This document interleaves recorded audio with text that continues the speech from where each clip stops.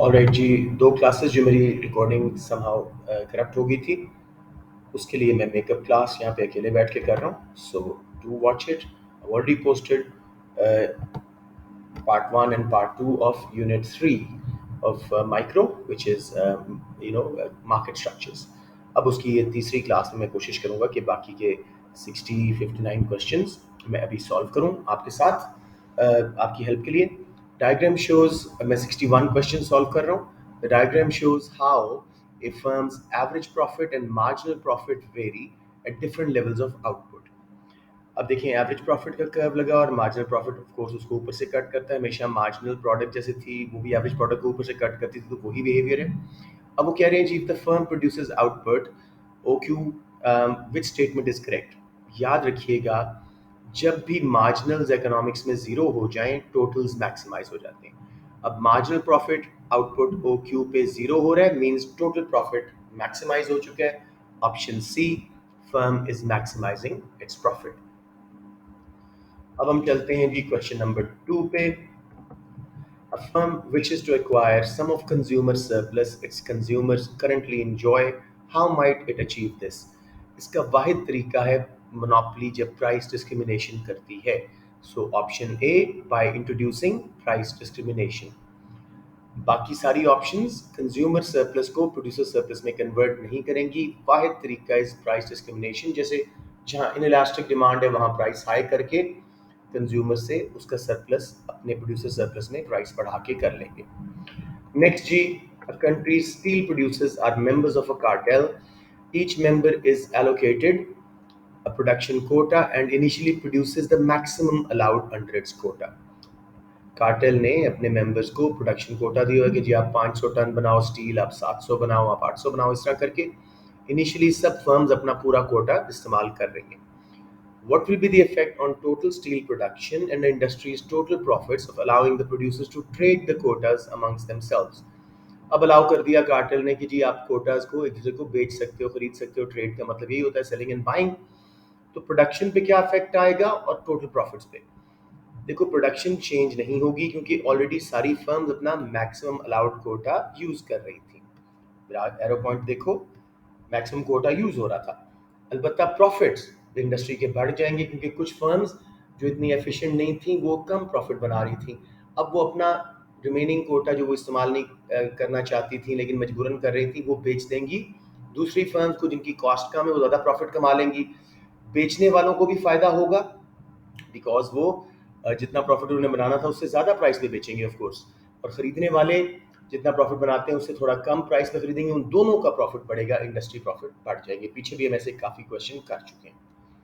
अब देखें जी, diagram shows the number and amount of fines million dollars में imposed by US Department of Justice for firms illegal cartel behavior between 1980 and 2011।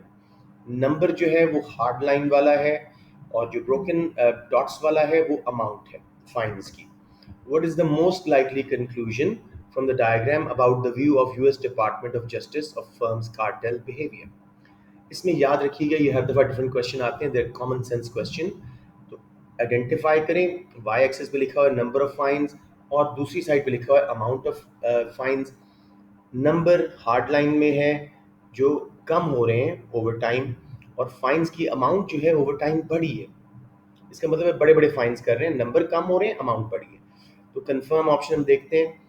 It believe that cartel behaviour was unimportant before 1980। ये reject हो रहा है क्योंकि 1980 से पहले का data हमारे पास नहीं है।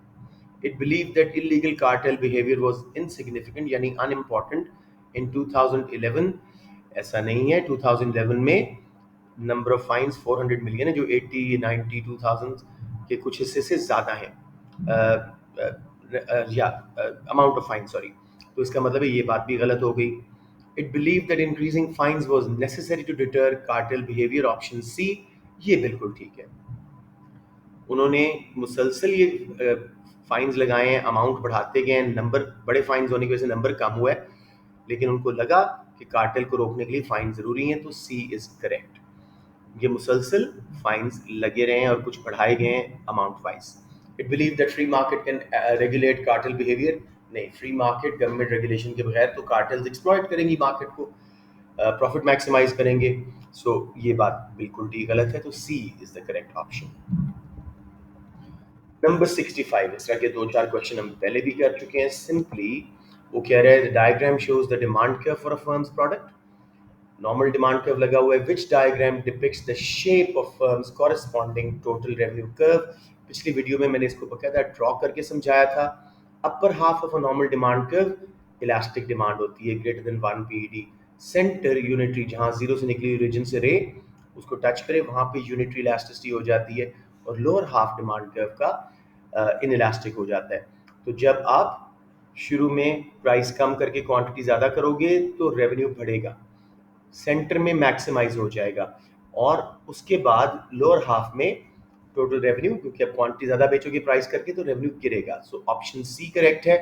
नोट करें, पहले बढ़ रहे हैं तो अगर वो पूछे टोटल रेवेन्यू के कर्व पे, पहले हाफ में इलास्टिक डिमांड, सेंटर में जहां ये मैक्सिमाइज हो गया यूनिटरी डिमांड, और फिर इन इलास्टिक। टोटल रेवेन्यू का आमतौर पे शेप ये होती है इम्परफेक्ट मार्केट्स में। परफेक्ट मार्केट में क्योंकि हर यूनिट सेम प्राइस पे बिकता है, टोटल रेवेन्यू एक खास स्लोप पे चलता है, जैसे ऑप्शन ए में लगा हुआ है। So I hope you understand this. Total revenue का डी एंड बी बिल्कुल गलत है, सी रियलिटी है इम्परफेक्ट मार्केट्स की। पहले बढ़ता है और फिर गिरता है, और क्योंकि परफेक्ट मार्केट में हर यूनिट सेम प्राइस पे बिकता जा रहा हो तो टोटल रेवेन्यू एक खास स्लोप से ऊपर जाता है कि ग्रेडियंट से। ए वाली option. Number 66, the firms in an industry are all produce a homogeneous product, but each firm is able to influence the price it charges for its own product. In which market structure do these firms operate? Homogeneous product है तो perfect market हो सकती है, लेकिन क्योंकि अपनी price नहीं charge कर सकते, प्राइस टेकर होते हैं, तो ए रिजेक्ट होगी। मोनोपोलिस्टिक कंपटीशन में डिफरेंशिएटेड प्रोडक्ट्स होती हैं, ऑल्दो प्राइस अपनी मर्जी से चार्ज कर सकते हैं, लेकिन क्योंकि होमोजीनियस प्रोडक्ट नहीं होती, डिफरेंशिएटेड होती, तो बी रिजेक्टेड हो गया। मोनोपोली में उसने लिखा है all produce all firms, monopoly में तो एक ही फर्म डोमिनेट हो रही होती है, तो इसलिए डी भी रिजेक्ट हो गया, despite the fact that they are price makers. Oligopoly इस डेफिनेशन पे फिट आती है कि होमोजीनियस प्रोडक्ट्स भी हैं, मोनोपोली में यूनिक प्रोडक्ट्स होती हैं विदाउट क्लोज सब्स्टिट्यूट्स। ओलिगोपोली में स्टील वगैरह जैसे होमोजीनियस भी हो सकती हैं, डिफरेंशिएटेड भी, और क्योंकि हर फर्म अपनी प्राइस को इन्फ्लुएंस कर सकती है, करें ना करें ड्यू टू कार्टेल बिहेवियर या किंग डिमांड पे, वो एक अलग बात है, लेकिन कर सकती हैं।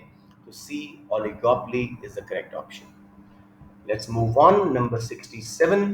Diagram shows the cost and revenue curves of a monopoly. What is the firm's objective if it produces at output OX? मैं एक बार फिर आपको ऑब्जेक्टिव्स याद दिला रहा हूँ, मैंने बहुत दफ़ा करवाए हैं लेकिन फिर भी बच्चे गलतियाँ करते हैं। MCMR की आउटपुट होती है प्रॉफिट मैक्सिमाइजेशन। जहां MCAC को लोएस्ट पॉइंट पे कट कर रहा होता है वो प्रोडक्टिव एफिशिएंसी या unit cost minimisation, average cost minimisation होती है। जहां MC कर्व डिमांड कर्व को AR को कट कर रहा होता है वो मार्जिनल कॉस्ट प्राइसिंग या एलोकेटिव एफिशिएंसी या गवर्नमेंट का ऑब्जेक्टिव होता है।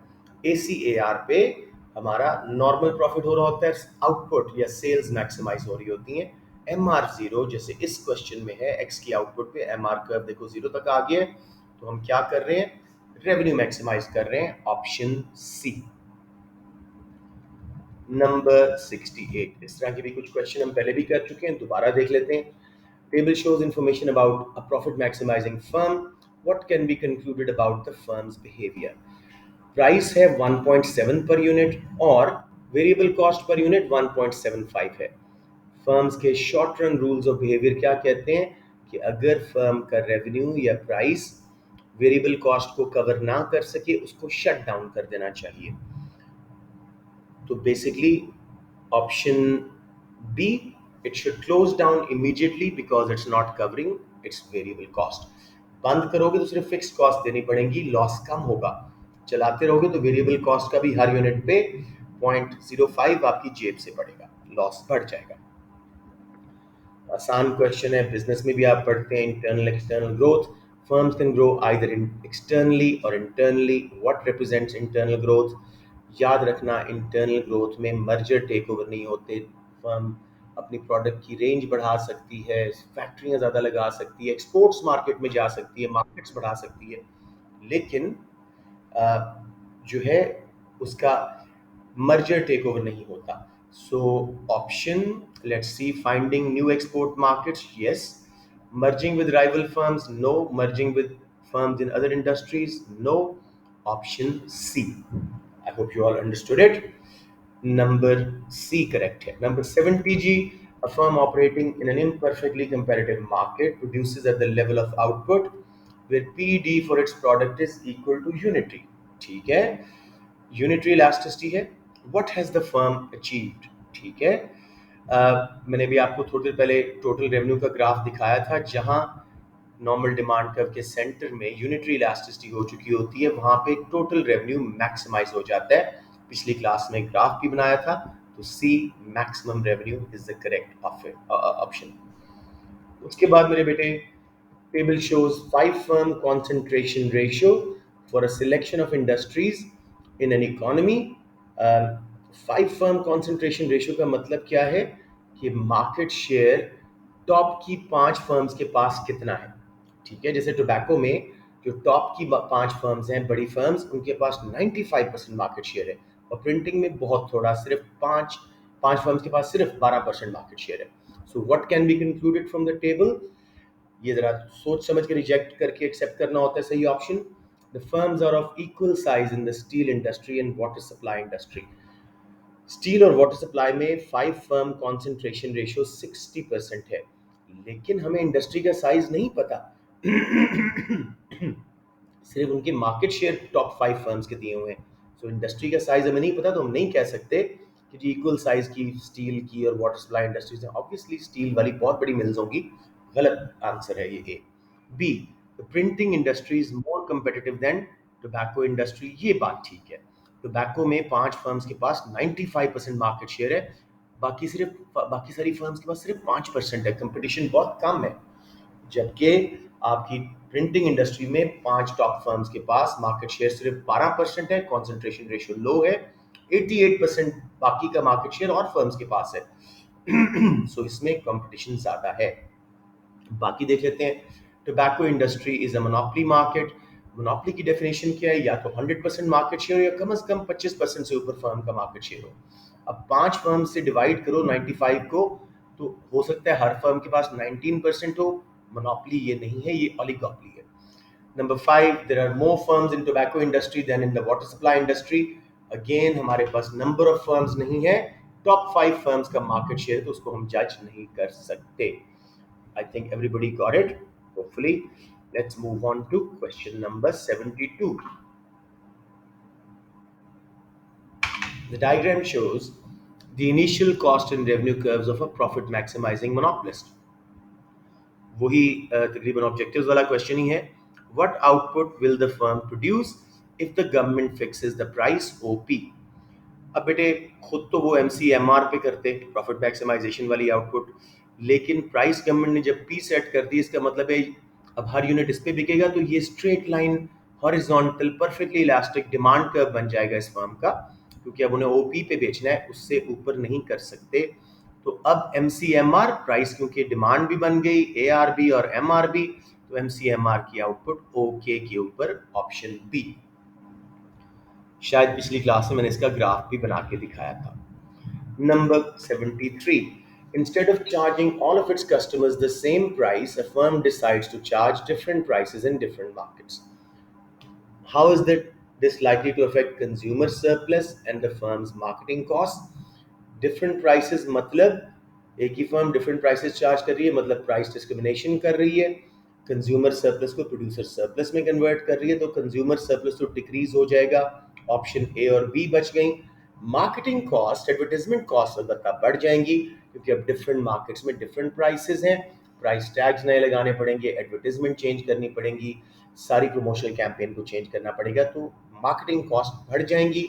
Option B, consumer surplus decrease, marketing costs increase, B as in ball. I'm sure you've understood it. It's an easy question, but still, if you have any problems, you can ask me in your respective class group. अब देखें, इस तरह के भी हम बहुत सारे question पीछे करके आए हैं, तो होपफुली जो बच्चे रेगुलर हैं उनको तो ये बहुत अच्छा आएगा. जो थोड़े इरेगुलर हैं उनको मैं थोड़ा डिटेल में यहाँ भी समझा देता हूँ. पिछली वीडियो में भी ऐसे क्वेश्चन थे. Diagram shows the demand curve DC, जो एवरेज रेवेन्यू भी हमेशा होता है, and supply curve SC of a perfectly competitive industry. Perfectly elastic curve है इंडस्ट्री का और डिमांड कर्व नॉर्मल है। The industry is taken over by a monopolist. अब मोनोपोलिस्ट ने इस इंडस्ट्री को खरीद लिया, मोनोपोली बन गई। The monopolist long run average cost curve LRACM is identical to supply curve of perfectly competitive industry. तो उसका जो एवरेज कॉस्ट कर्व है वो same as supply perfect industry वाला था, और लिखा भी हो SC is equal to LRACM। What will be the effect of take over on profit and allocative efficiency. देखिए, अब यहाँ पे इस ग्राफ में अगर एक MR कर्व लगा दें, बल्कि मैं ये आपको ड्रॉ करके दिखाता हूँ।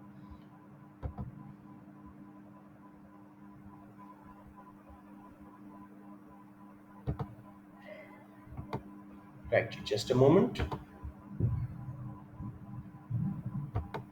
वर्ड डॉक्यूमेंट एक मैंने निकाला और उसके ऊपर मैंने ये पेस्ट कर दिया। इसको थोड़ा सा आपकी आसानी के लिए बड़ा भी कर देता हूँ ताकि आपको ग्राफ वाला पार्ट जरा बेहतर नजर आए। अब इस ग्राफ में मैं अपने डिजिटल पेन से ड्रॉ करूंगा। मोनोपोली कहाँ प्रोड्यूस करती है? MC MR की आउटपुट के ऊपर। तो डिमांड कर्व से पहले गिरता है MR कर्व, मैंने लगा दिया। अब MC long and average cost और मार्जिनल कॉस्ट क्योंकि हर सेम रेट पे है, MC MR की आउटपुट ये बनती और प्राइस डिमांड कर्व तक जाके ये बनती। तो आउटपुट डिक्रीज हो रही है और प्राइस बढ़ रही है। वो पूछ रहा है प्रॉफिट के ऊपर क्या असर पड़ रहा है। प्रॉफिट बढ़ेगा क्योंकि अभी प्रॉफिट मैक्सिमाइज कर रहे हैं, तो हमारे पास ऑप्शन C और D बच गई। एलोकेटिव एफिशिएंसी ACAR पे डिमांड एंड सप्लाई के मुताबिक एलोकेटिव एफिशिएंसी थी, अब उससे कम बना रहे हैं, इतना डेड वेट लॉस आ रहा है, तो एलोकेटिव एफिशिएंसी डिक्रीज हो जाएगी। ऑप्शन C ये आ गया जी आपका ऑप्शन C यहाँ पे करेक्ट वाला। If you have any questions please do not mind asking. Oh sorry, ये लाइव क्लास नहीं है, मैं इसी अंदाज में पूछ गया, लेकिन चले, आई hope you understand. Let's move on. Number 75, which statement about king demand curve model of oligopoly is incorrect? King demand curve पिछली बार मैंने बनाया भी था और समझाया भी था। आई डोंट नो वो पिछली क्लास की वीडियो में है कि नहीं। मैं आपको एक बार किंग डिमांड कर्व दोबारा यहाँ पे बना के दिखा देता हूँ और फिर इसको हम सॉल्व करते हैं। इसको डिलीट ही कर देते हैं। या सो किंग डिमांड कर्व का मेरे बच्चों ये सीन होता है, प्राइस रेवेन्यू कॉस्ट आउटपुट। पहला सेगमेंट डिमांड कर्व का B से A इलास्टिक था, ये प्राइस फर्म्स चार्ज कर रही थी और ये वाली आउटपुट, तो ठीक है। अब ओलिगोपोली में 3 अजम्पशंस हैं। अगर एक फर्म प्राइस कट करती है, बाकी सारे भी प्राइस कट कर देंगी फर्म्स। अगर एक फर्म प्राइस बढ़ाती है, नो वन फॉलोज, कोई भी फर्म प्राइस नहीं बढ़ाएगी। और एक ओरिजिनल प्राइस है जिसमें सब सेटिस्फाइड हैं, जो हम ऑलरेडी दिखा चुके हैं। अब जी, इस फर्म ने सोचा इलास्टिक डिमांड है, अगर मैं प्राइस कट करूं मेरा रेवेन्यू बढ़ जाएगा। जब ये प्राइस कट करेगी तो अगला हिस्सा, क्योंकि सब फर्म्स ने प्राइस कट कर दी, डिमांड कर्व पैड का अगला हिस्सा AD इनइलास्टिक हो गया, फर्म का रेवेन्यू गिर जाएगा। इस खौफ से ये फर्म प्राइस नहीं कट करेगी। मार्जिनल रेवेन्यू पहले हमारा यूं आ रहा था BA तक, उसके बाद ये कुछ देर के लिए डिसअपियर होगा। मुझे यहाँ पे इसको इरेज करना पड़ेगा एक बार आपको दिखाने के लिए।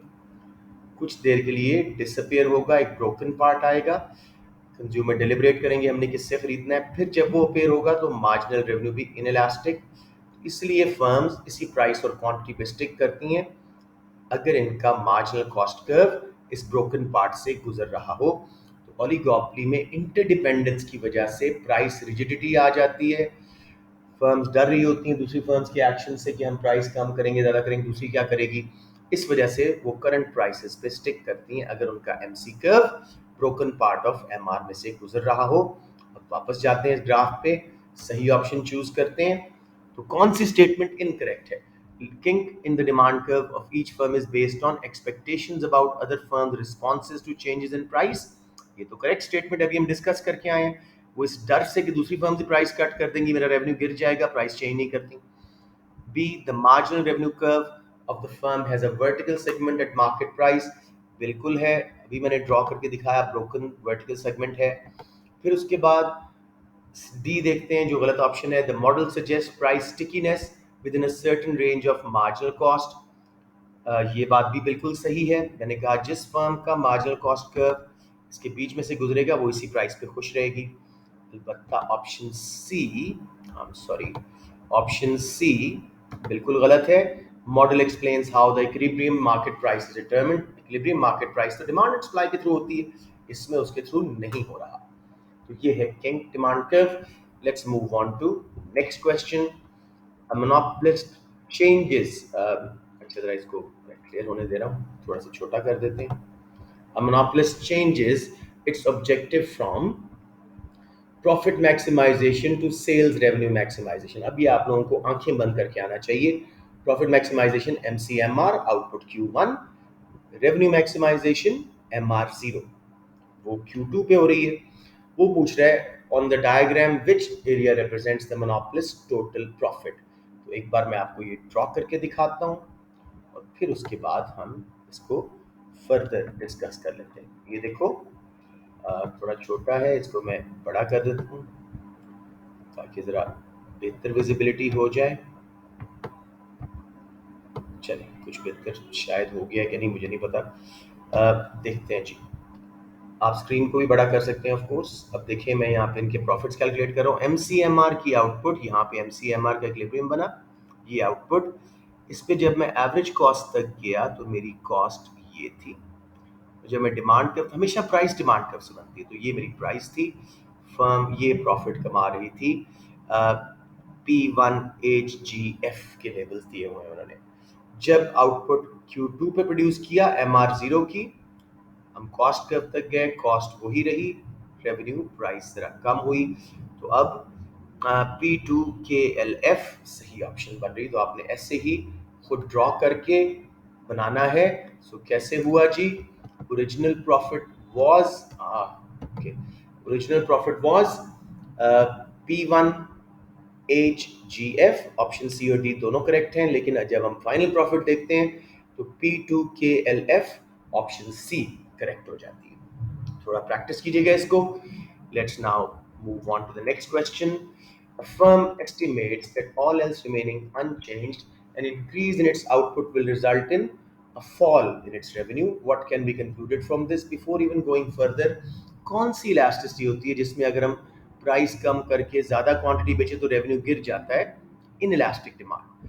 इन इलास्टिक डिमांड कर्व लगाओ, प्राइस कम करो, खुद ही आपको अंदाजा होगा ज़्यादा क्वांटिटी बेचने से रेवेन्यू गिर रहा है. वो कह रहे हैं आउटपुट इंक्रीज हो, रेवेन्यू फॉल हो.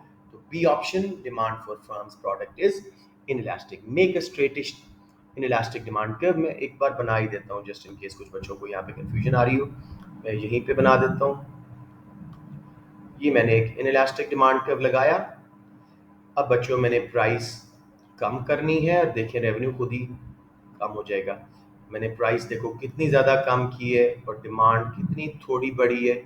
मेरा रेवेन्यू पहले ए बी था, अब सिर्फ सी ऐड हुआ है और ए ख़त्म हुआ है, तो A B is bigger than B C, revenue गिर गया. सो ये ऑप्शन आपकी सही हो गई. B, demand for firm's product is price inelastic. Number 78. The diagram shows cost and revenue curves of a firm. What does the diagram represent?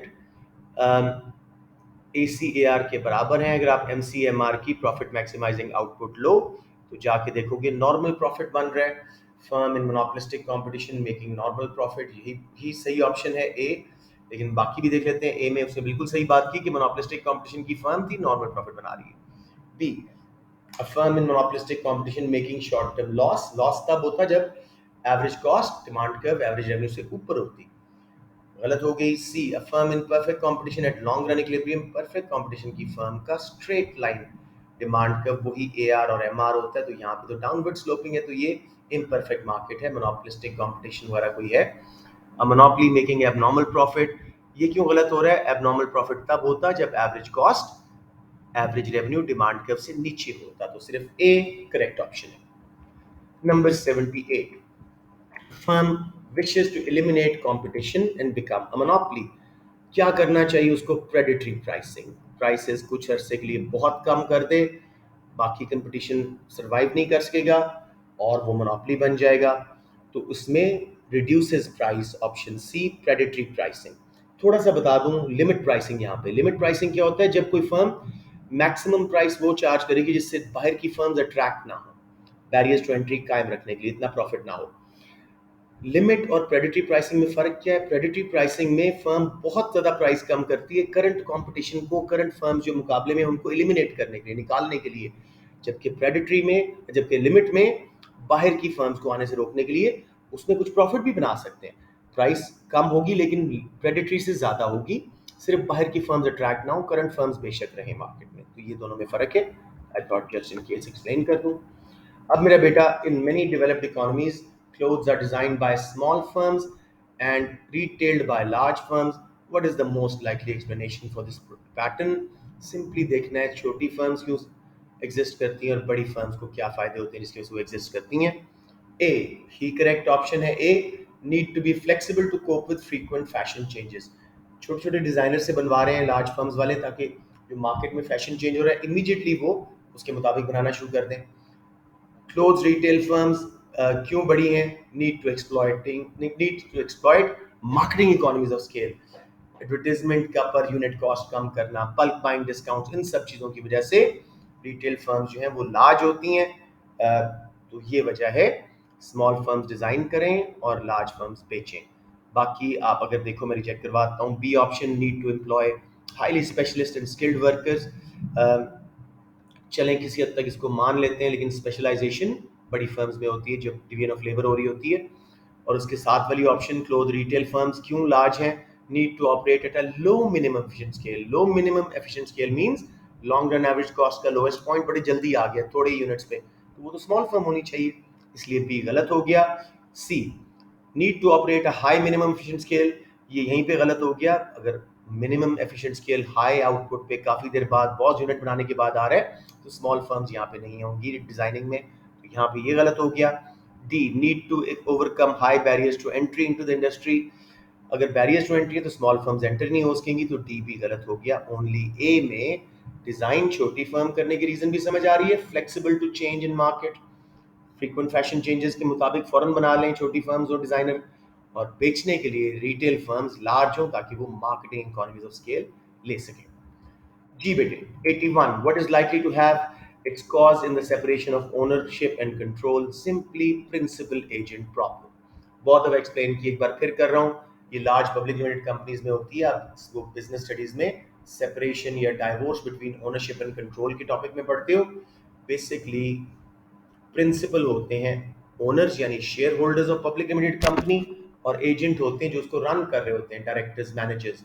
दोनों के objective फर्क है, यानी ओनर चाहते हैं प्रॉफिट मैक्सिमाइजेशन ताकि उनको ज़्यादा से ज़्यादा डिविडेंड मिले, जबकि मैनेजर्स चाहते हैं ग्रोथ ताकि उनकी सैलरीज और स्टेटस बढ़े। तो इसकी वजह से मैनेजर्स ग्रोथ का ऑब्जेक्टिव लेते हैं, शेयर होल्डर्स का ऑब्जेक्टिव प्रॉफिट वाला छोड़ दिया जाता है। तो separation of ownership and control principal agent problem को दिखा रहा है। ये जो हमने लॉन्ग क्वेश्चन किया था ना, why firms are unable to maximise profit, are unwilling to maximise profit, उसमें भी हमने ये पढ़ा था ऑब्जेक्टिव्स के यूनिट में। Number 82, what is one of the long-term benefits to a firm of vertical integration? I'm sure most of you know what vertical integration is. जब आप सेम इंडस्ट्री में एक स्टेज आगे चले जाते हो, यानी कार मेकर शोरूम्स खरीद ले, ठीक हो गया, वीट फार्म बेकरी खरीद ले, तो ये चक्कर। तो क्यों ऐसा हम करना चाहते हैं? ऑप्शन ए रिजेक्ट हो रही है, a concentration on activities in which firm has a comparative advantage. Comparative advantage बनाना होता तो अपनी ही स्टेज ऑफ प्रोडक्शन पे रुकते आप तो अगली स्टेज पे जा रहे हो। Reduction in total cost involve in agreeing contracts with other firms, ये बात बिल्कुल ठीक है। कहाँ आपको गाड़ियां अपनी बना के बेचने के लिए दूसरे शोरूम्स को कॉन्ट्रैक्ट लेने पड़ते हैं, उनको पैसे देने पड़ते, अपने ही शोरूम्स हैं, ये सारा मसला खत्म हो गया। सी, ये बी ऑप्शन करेक्ट है। C, an increase in firm's market share, market share तब बढ़ता जब अपनी ही स्टेज पे कार मेकर जो है वो एक और फैक्ट्री लगा ले, अपनी गाड़ियां बढ़ा ले, सेल्स बढ़ा ले, वो एक अलग चीज़। इसमें तो वो अगली स्टेज पे जा रहा है, शोरूम्स ले रहा है। Improvements in efficiency resulting from increase use of market incentive, ये भी अपनी ही स्टेज पे रुक के आपको मिलता है जब आप बड़े बिजनेस बन जाते हैं, इकोनॉमीज ऑफ स्केल। तो ये भी बात गलत है। Option B is correct. अब आपको कॉन्ट्रैक्ट्स एग्री नहीं करने पड़ेंगे दूसरी फर्म्स के लिए, क्योंकि वर्टिकल इंटीग्रेशन भी आपने कर ली है, मार्केट खुद आप अपनी दुकानें बना ली हैं, फैक्ट्री भी आपकी थी, दुकानें भी अब आपकी होगी, तो अब आपको दूसरी फर्म से कॉन्ट्रैक्ट करने की जरूरत नहीं पड़ेगी for selling. Right D. Organizers, number 83. Organizers of a major sporting event produce official souvenir products. Cheaper unofficial souvenirs are also produced by street traders who sell them to people walking to the event. Of what is this an example? हो क्या रहा है? कोई major sporting event, football world cup वगैरह हो रहा है, तो उसकी जो ऑफिशियल सुवेनियर बनाने वाली फर्म्स भी हैं, फर्म भी है, और चीपर उनके रीमेक्स, उनके second type versions, B version, C versions, वो स्ट्रीट ट्रेडर्स जो ठेले लगा के बेच रहे होते हैं वो भी हैं। तो ऐसी मार्केट को हम कंटेस्टेबल बोलते हैं। What is a contestable market? Where government removes या रिड्यूसेस बैरियर्स टू एंट्री। तो current firms behave in a competitive manner और प्रॉफिट मैक्सिमाइज करने से डरती हैं, नॉर्मल प्रॉफिट या बहुत थोड़ा सा प्रॉफिट बनाती हैं। So option A, barriers to entry नहीं है, इसलिए स्ट्रीट ट्रेडर्स भी वही सुवेनियर्स बेच पा रहे हैं। Which condition must be applied, वही बात दोबारा आ रही है। Before a market can be regarded as perfectly contestable, इसमें याद रखना barriers to entry and exit ना हो, बैरियर्स टू एंट्री और एग्जिट ना हो तो वो कंटेस्टेबल मार्केट बन जाती है। तो option D, there are zero cost of entry and exit from the industry. Exit को हम संक कॉस्ट भी बोलते हैं, तो अगर बोलता लो संक कॉस्ट, वो भी ऑप्शन ठीक थी। बोलता लो फिक्स कॉस्ट के सेटअप करना आसान है, वो भी ऑप्शन ठीक थी। बैरियर्स टू एंट्री ना होना कंटेस्टेबिलिटी की निशानी है। जी मेरे बच्चों, ये वही किंग डिमांड कर्व जो भी मैंने आपको बना के दिखाया। Diagram shows the average and marginal revenue curves of an oligopolistic firm. OQ is the profit maximizing output। मैं Q भी आपको दिखा दूं। Which curve could be firm's marginal cost curve? मैंने कहा था कि ब्रोकन पार्ट ऑफ MR में से जो कर्व निकले फर्म का, तो वो इसी प्राइस और क्वांटिटी पे सेटल कर जाएगा। तो C फर्म, A B दोनों का ऊपर वाले MR पार्ट में कट कर रहे हैं, हार्ड पार्ट में, और D वाला फर्म का MC भी MR को हार्ड लाइन में कट कर रहा है, ब्रोकन पार्ट में सिर्फ C है। तो ये सही है। ओलिगोपोली की demand, king demand curve theory के मुताबिक फर्म का मार्जिनल कॉस्ट कर्व सी है, इसलिए वो करंट प्राइसेस पे स्टिक कर रही है, करंट आउटपुट पे खुश है। Let's now move on to 86। मेरा नहीं ख्याल 1 घंटे की क्लास में खत्म होगा, लेकिन let's keep trying. What is most likely to be found when comparing the long run equilibrium outcome in monopolistic competition with that in perfect competition? Long run में ये दोनों नॉर्मल प्रॉफिट कमाते हैं बिकॉज ऑफ परफेक्ट कंपटीशन में zero barriers और monopolistic में ना होने के बराबर बैरियर्स की वजह से, तो दोनों का नॉर्मल प्रॉफिट होता है। तो मैं ऑप्शंस देख, पहले मैं गलत वाली बोल रहा हूँ, B, A higher level of profit in monopolistic competition. अभी बताया दोनों सिर्फ नॉर्मल प्रॉफिट बनाती हैं, मोनोपोलिस्टिक भी और परफेक्ट कंपटीशन भी लॉन्ग रन में। C, a larger number of firms in monopolistic competition. उल्टा इन्होंने बोला है, परफेक्ट कंपटीशन में सबसे ज्यादा फर्म्स होती हैं, थाउजेंड्स, मोनोपोलिस्टिक में हंड्रेड्स। तो सी भी गलत हो गया। A more price elastic demand curve in monopolistic competition। Monopolistic का काफी इलास्टिक होता है, लेकिन परफेक्ट कंपटीशन का तो परफेक्ट इलास्टिक होता है। Straight line demand is equal to AR is equal to MR। तो ये भी उसने उल्टा बोला है। ए करेक्ट ऑप्शन है। A greater degree of access capacity in monopolistic competition. Monopolistic competition long run average cost के लोएस्ट पॉइंट पे, मिनिमम एफिशिएंट स्केल पे नहीं बनाता, परफेक्ट कंपटीशन बनाता है। इसमें कैपेसिटी यानी मजीद बनाने का, इकोनॉमीज ऑफ स्केल लेने का चांस होता है, लेकिन वो MCMR पे बनाने की वजह से बहुत सारी कैपेसिटी, अपनी प्रोडक्शन कैपेसिटी, फैक्ट्री आदि चल रही है, यूज नहीं कर रहे होते। तो ए ऑप्शन करेक्ट है। इसका पढ़ लीजिएगा, थ्योरी ऑफ एक्सेस कैपेसिटी, मैंने बुक से लेके तस्वीरें भी लगाई हुई अपने नोट्स में इस पे, मोनोपोलिस्टिक कंपटीशन, सॉरी ऑब्जेक्टिव्स के चैप्टर के एंड पे। Number 87 question, what is the long run equilibrium output of a perfectly comparative firm? Perfectly comparative firm long run में जहां ACAR के बराबर है, नॉर्मल प्रॉफिट बना रही होती है, वहीं MCAC को लोएस्ट पॉइंट पे भी कट कर रहा होता है, और MCMR यानी डिमांड कर्व को भी कट कर रहा होता है, स्ट्रेट लाइन डिमांड कर्व को। बल्कि मैं एक बार बना भी दूं ताकि आप लोगों को ये भी ज़्यादा अच्छा समझ आ जाए। Let's go down a bit. या तो इधर मैं आपको ड्रॉ करके दिखा रहा हूँ। परफेक्ट कंपटीशन में बिल्कुल सीधा डिमांड कर्व, यही A R M R, because price taker है, हर यूनिट सेम प्राइस पे बिक रहा है, यही प्राइस बन गई। अब लॉन्ग रन में बैरियर्स टू एंट्री ना होने की वजह से सिर्फ नॉर्मल प्रॉफिट कमाते हैं, ए सी ए आर बराबर होते हैं। एम सी एम आर की हमने आउटपुट ली, वही इक्विलिब्रियम वाली आउटपुट हमारी एवरेज कॉस्ट का लोएस्ट पॉइंट भी है। तो अब देखते हैं कौन सी ऑप्शन सही हो रही है। इसमें ऑप्शन ए बिल्कुल ठीक हो रही है, फिर average cost are at a minimum, MCAC को लोएस्ट पॉइंट पे कट कर रहा है, वही एमसीएमआर की आउटपुट है। बाकी फिर एवरेज कॉस्ट आर फॉलोइंग, नहीं, एवरेज कॉस्ट फॉल होके लोएस्ट पे हो चुकी थी। Marginal cost at a minimum, ये भी गलत है, मार्जिनल कॉस्ट तो देखो बढ़ के गई है, यहाँ तक मिनिमम थी, फिर उसके बाद ऊपर गई है, ये भी गलत हो गया। फिर where marginal cost are falling, marginal cost तो सिर्फ यहाँ तक फॉल कर रही है, इस आउटपुट तक, उसके बाद बढ़ रही है, तो सिर्फ एमसीएसी के बराबर है, average cost is at the minimum, ये आपकी सही option A. So let's move on to 88. A firm estimates that all else remaining unchanged, an increase in its output will result in equal proportionate increase in its revenue. What can be concluded? इस question को हालांकि मैंने midst में भी दिया था, बच्चे बहुत गलत करते हैं। वो कहते हैं जी क्या हो कि भाई आउटपुट जितनी बढ़े उतना ही रेवेन्यू बढ़े। ये सिर्फ तब होता है जब डिमांड कर्व परफेक्टली इलास्टिक होता है, जैसे परफेक्ट कंपटीशन में।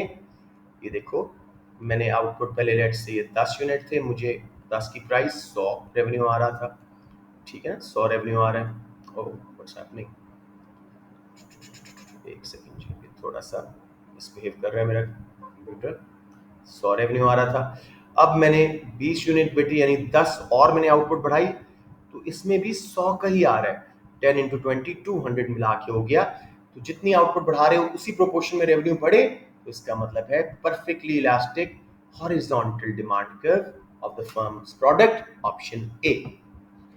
राइट जी, यूनिटरी नहीं लेना है इसमें, उसमें तब होता है जब प्राइस चेंज करने से रेवेन्यू चेंज ना हो, इसमें आउटपुट बढ़ाई है उन्होंने तो रेवेन्यू उतना बढ़ा, तो ये perfectly elastic. Diagram shows a firm's cost and revenue curves. The firm changes objective from profit maximization यानी MCMR से हटके sales revenue maximization यानी MR0 पे जा रहे हैं। Which groups are likely to be winners and losers as a result of this change? A option correct है, customers winners होंगे क्योंकि MR0 वाली आउटपुट पे, सेल्स रेवेन्यू मैक्सिमाइजेशन वाली आउटपुट पे प्राइस कम होगी कंपेयर टू प्रॉफिट मैक्सिमाइजेशन वाली price. अभी मैं भी ये भी बना के दिखाता हूँ आपको। और कस्टमर्स जो शेयर होल्डर्स हैं वो लूज करेंगे क्योंकि प्रॉफिट मैक्सिमाइज अब नहीं हो रहा, उनके प्रॉफिट में कमी आ रही है। तो मैं जल्दी से यहाँ पे इसको ड्रॉ करके आप लोगों को दिखा देता हूँ। रॉन्ग, चले इसको मैं यहाँ पे डाल देता हूँ जी, ये देखें, पहले मैं ले रहा हूँ एम सी एम आर की आउटपुट, ये देखिए एम सी एम आर को यहाँ पे कट कर रहा था, ये प्रॉफिट मैक्सिमाइजिंग आउटपुट, जब मैं डिमांड कर्व तक गया प्राइस ये थे, जब एम आर जीरो वाली आउटपुट मैंने ली, ये डिमांड कर्व तक गया प्राइस गिरी, कस्टमर्स खुश, मैनेजर्स खुश क्योंकि सेल ज़्यादा हो रही हैं, उनकी जॉब सिक्योर हो रही हैं, वर्कर्स खुश, लेकिन शेयर होल्डर्स लूज कर गए, कम प्राइस होने की वजह से उनके प्रॉफिट मार्जिन में कमी आई, तो डिविडेंड कम मिलेंगे। I hope you understand it, बड़ी दफ़ा किया मैंने। Let's move on, number 90. What could be a reason for the existence of small firms in various industries? मैंने पिछली क्लास में भी शायद बताया था, स्मॉल फर्म्स के एग्जिस्ट करने की 5-7 रीजंस हैं। नंबर 1, गवर्नमेंट सब्सिडाइज कर रही होती है, उनको हेल्प कर रही होती है। नंबर 2, फ्लेक्सिबल होते हैं, immediately consumer demand fashion taste के मुताबिक फॉर अपनी प्रोडक्शन को उसके मुताबिक करने की कोशिश करते हैं, रिस्पॉन्ड क्विक करते हैं। क्लोज और नाइस रिलेटेड लोकेशन हो सकती है, तो आपकी दुकान घर के पास ही, आपने स्मॉल फर्म से लिया, अलफतेह स्टोर नहीं गए। इसके अलावा जी इनका sometimes they produce goods for larger firms, तो लार्जर फर्म्स की ज़रूरत बन जाते हैं, तब भी ये सर्वाइव कर जाती हैं। नीश मार्केट में होते हैं जहाँ इतनी सेल्स नहीं होती, लार्ज फर्म के आने की गुंजाइश नहीं होती, तो स्मॉल फर्म सर्वाइव करती हैं वहाँ पे। या फिर लो मिनिमम एफिशिएंट स्केल हो, यानी इकोनॉमीज ऑफ स्केल आ जाए बड़ी जल्दी लॉन्ग रन की, और थोड़ी सी आउटपुट पे, तो वो बन जाएगी स्मॉल फर्म्स के लिए अट्रैक्टिव हो जाएगा उधर सर्वाइव करना। तो इसके अंदर ऑप्शन ए, बाकी सब देखना लार्ज फर्म्स का केस है। प्रिंसिपल एजेंट प्रॉब्लम बड़ी पब्लिक लिमिटेड कंपनीज में होता है, शेयर होल्डर्स और मैनेजर्स वगैरह के जो कॉन्फ्लिक्ट है ग्रोथ एंड प्रॉफिट मैक्सिमाइजेशन वाले एम्स में, नीड टू डाइवर्सिफाई, ये risk bearing of scale, economies of scale है, risk bearing, diversify large firms करती हैं, greater scope of specialisation and division of labour, ये भी large firms, car makers, airlines वगैरह, इनके पास इतना बड़ा प्रोडक्शन प्रोसेस होता है कि उसको कई हिस्सों में डिवाइड कर सकते हैं।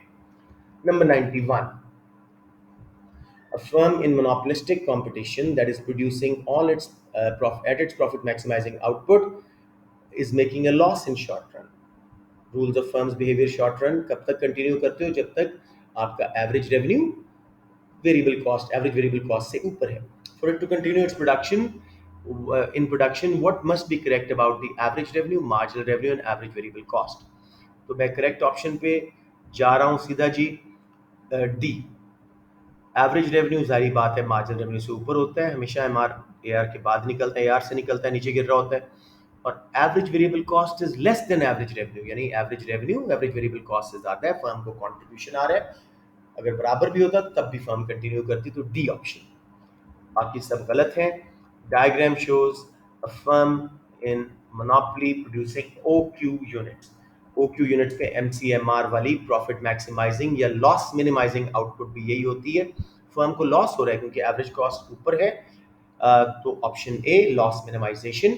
मैं एक बार इसको ड्रॉ करके आप लोगों को लॉस कैलकुलेट करना सिखा देता हूँ, क्योंकि कुछ बच्चे ऐसे हैं जिनका मुझे पता है अभी तक इन ग्राफ्स पे उनको अच्छी टिप संभाव नहीं आई। तो ये देखें, मैंने एम सी एम आर की ली आउटपुट क्यू, जो उसने बताया, ये मैं गया, मेरी average variable cost is not important, demand कब तक गया, ये मेरी प्राइस थी, ये मेरा सारा रेवेन्यू था, ओ पी ए क्यू।